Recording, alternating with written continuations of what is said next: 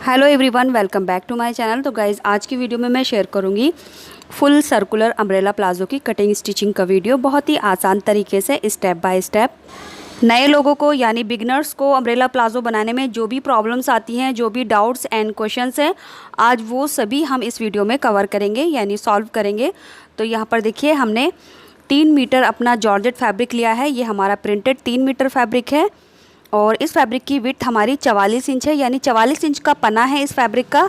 And इसके साथ हमने 2 मीटर सिल्क क्रैप फैब्रिक लिया है। गाइस, जॉर्जेट के फैब्रिक में हम कॉटन का फैब्रिक यूज़ नहीं करेंगे अस्तर के लिए, हम थोड़ा सा फॉलिंग फैब्रिक यूज़ करेंगे, यानी थोड़ा सा सिंथेटिक फैब्रिक यूज़ करेंगे। अब चलिए कटिंग शुरू करते हैं। तो सबसे पहले हम अपने अस्तर की कटिंग करेंगे। तो अस्तर हमने 2 मीटर लिया है। अगर आपको रेडी प्लाज़ो 40 इंच का चाहिए तो आपको 2 मीटर अस्तर की ज़रूरत पड़ेगी। तो यहाँ पर हमने अस्तर को डबल फोल्ड करके इस तरह से 4 फोल्ड कर लिया है। तो मैं आपको दिखा देती हूँ, इस तरह से मैंने ये फोल्ड किया है। ये हमारी ओपन वाली साइड है और ये वाली हमारी फोल्डेड साइड है। एंड इसकी जो लेंथ रहेगी वो मैंने 36.5 इंच ली है। मेरा रेडी प्लाज़ो 38 इंच पे रहेगा, तो मैंने यहाँ पर 1.5 इंच कम लाइनिंग का फैब्रिक यानी अस्तर की लंबाई 1.5 इंच कम ली है। तो ये हमारा 36.5 इंच है। अभी इसकी विड्थ देख लेते हैं। तो ये 4 फोल्ड करने के बाद हमारा फैब्रिक 20 इंच है, यानी हमारी 40 इंच की विड्थ है इस फैब्रिक की। इसके बाद हम यहाँ से मार्किंग शुरू करेंगे इस साइड से।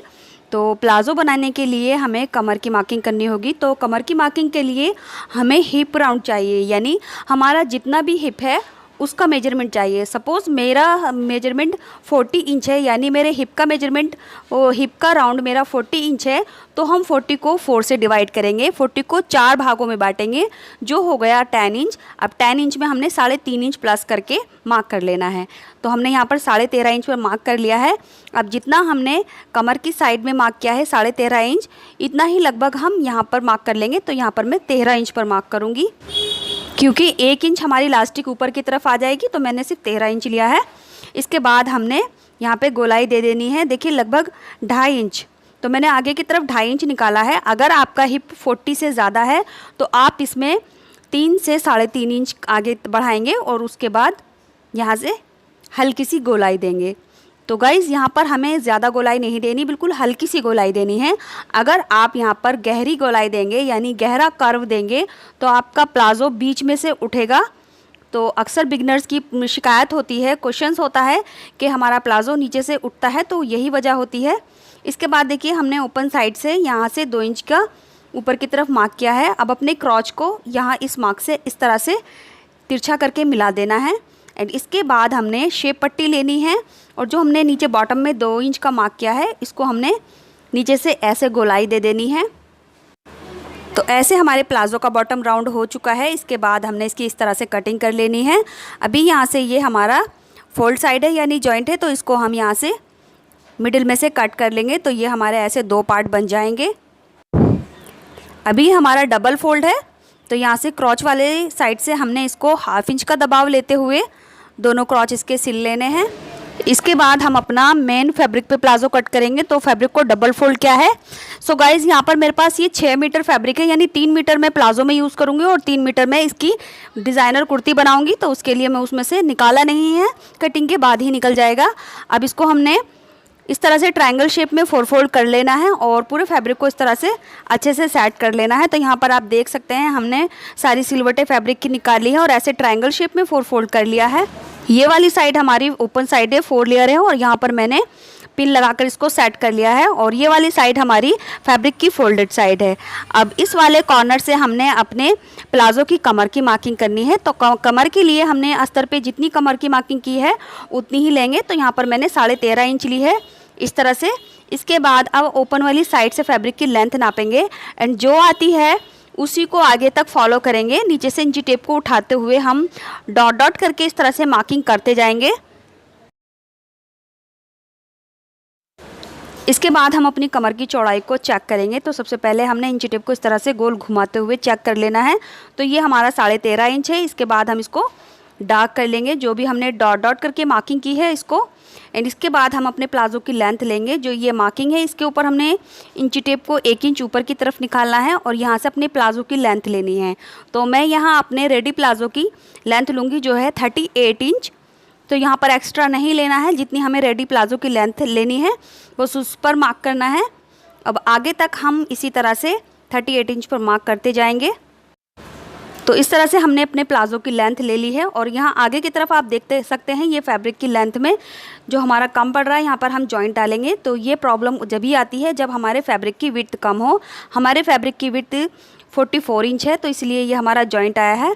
इसके बाद हम कटिंग करेंगे, तो जो हमने मार्किंग की है उससे ½ इंच ऊपर की तरफ कटिंग करनी है।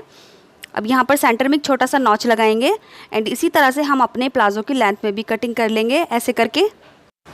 इसके बाद हम प्लाज़ो की लेंथ में जॉइंट डालेंगे। तो देखिए फैब्रिक की किनारी वाली साइड है, हमने इसको किनारी के ऊपर ही इस तरह से चढ़ा कर रखना है। दोनों किनारियों को एक दूसरे के ऊपर चढ़ा के रखते हुए हम इस तरह से अपने प्लाज़ो की गोलाई के हिसाब से कट कर देंगे। तो ऐसे हमने कट कर दिया है। इसके बाद हम अपने क्रॉच की लेंथ लेंगे। तो क्रॉच की लेंथ भी हम उतनी ही लेंगे जितना हमने लाइनिंग में यानी अस्तर में लिया था। तो 13 इंच पर हम क्रॉच की लेंथ लेंगे एंड इसके बाद अंदर की तरफ हम 2.5 इंच पर मार्क करेंगे। बिल्कुल सेम वही प्रोसीजर होगा जो हमारा अस्तर पर हुआ था। अब इंची टेप को हमने यहाँ इस तरह से थोड़ा सा तिरछा करके रख लेना है और ऊपर की तरफ मार्किंग करनी है। एंड इसमें भी हमने बिल्कुल हल्का सा कर्व देना है, ज़्यादा गहरा कर्व नहीं देना है। अगर हम ज़्यादा गहरा कर्व देंगे तो हमारा जो प्लाज़ो है बीच में से ऊपर की तरफ उठेगा। तो बस ये चीज़ ध्यान रखनी है। सो गाइज़ इस तरह से हमारे प्लाज़ो की कटिंग कंप्लीट हो चुकी है। इसके बाद ये लेंथ में जो हमारा जॉइंट आया है इसको हम जॉइंट को इसके साथ सिल देंगे। तो देखिए ये किनारी वाली साइड को हमने इस तरह से रखना है और जो हमारा जॉइंट है और मेन फैब्रिक है उसको हमने यहाँ से इस तरह से रख कर सिल देना है। दोनों की राइट साइड अंदर की तरफ रहेगी और रॉन्ग साइड बाहर की तरफ। तो सिंपली हमने ये 2 जॉइंट इसमें इस तरह से लगा देने हैं। इस तरह से जॉइंट लगाने के बाद देखिए आप देख सकते हैं ये दोनों तरफ अंदर राइट साइड है और बाहर की तरफ रॉन्ग साइड है। एंड यहाँ पर हमने देखिए इसके क्रॉच भी सिल दिए हैं। ½ इंच का दबाव लेते हुए दोनों क्रॉच बिल्कुल इसी तरह से हमने सिल दिए हैं। अब हमने बीच में से इसको यहाँ से पकड़ना है और दोनों के क्रॉच आमने सामने रखने हैं। तो इस तरह से ये दोनों क्रॉच आमने सामने आ जाएंगे एंड साइड से फैब्रिक को इस तरह से पकड़ेंगे और यहाँ से दोनों फैब्रिक को बराबर मिलाते हुए ½ इंच का मार्जिन लेते हुए हम इसकी इनर लेग में फ़िटिंग लगा देंगे और इसी तरह से हम यहाँ भी फ़िटिंग लगा देंगे। इसके बाद देखिए ये हमारा अस्तर वाला प्लाज़ो है, तो इसके भी क्रॉच हमने सिल लिए हैं। तो आप देख सकते हैं ये हमने ½ इंच का दबाव लेकर दोनों क्रॉच बिल्कुल इसी तरह से सिल लिए हैं।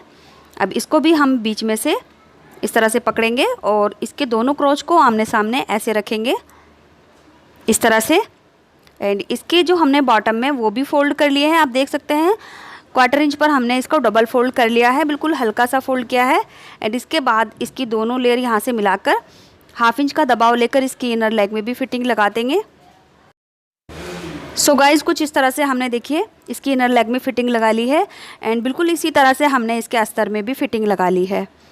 इसके बाद हमने अपना अस्तर वाले प्लाज़ो को सीधी तरफ टर्न करना है और जो हमारा मेन फैब्रिक है यानी जॉर्जेट वाला फैब्रिक है उसको भी हमने सीधा करके रखना है।